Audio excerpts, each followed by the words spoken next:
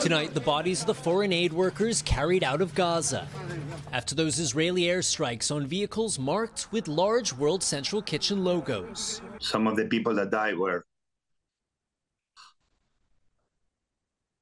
my friends, and I served with them. The founder of the aid group, Chef Jose Andres, appearing on Israeli television and demanding answers. They were targeted systematically, car by car.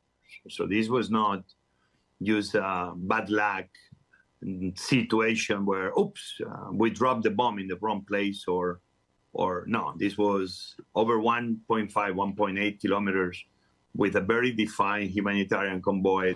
Overnight, Israel's top general announcing the findings of its preliminary investigation, calling the strikes a grave mistake. It was a mistake that followed a misidentification at night during a war in a very complex conditions.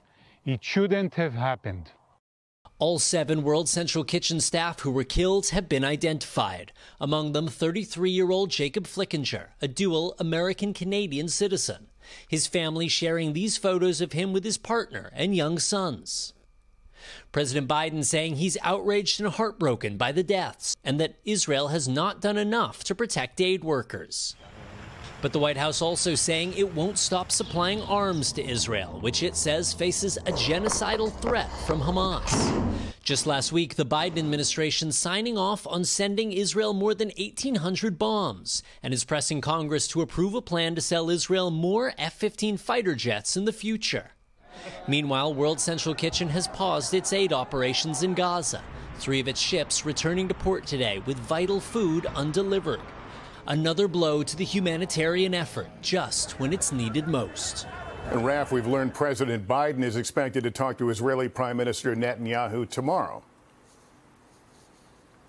That's right, Lester. It'll be their first call in nearly 3 weeks and comes amid a series of very public disagreements between the U.S. and Israel, not just over the killing of those aid workers, but also over Israel's plan to push ahead with an attack on Rafah. Thanks for watching. Stay updated about breaking news and top stories on the NBC News app or follow us on social media.